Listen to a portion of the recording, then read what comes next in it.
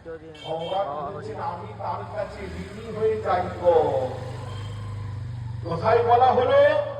বলেন ঋণী হয় ভাবের মতে কয়, ও চিরকালের প্রতিজ্ঞা ছিল, ও আমার প্রভু শিববিন্দের চিরকালের প্রতিজ্ঞা ছিল, অবস্থান ততৈব ভজাম্যহম, যে যথামানের প্রবর্তন তে স্থান ততৈব ভজাম্যহম।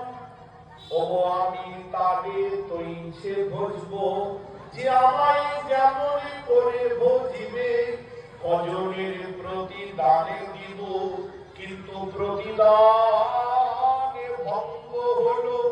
ও ব্রজ গোপিকারে ভজনে নিতাই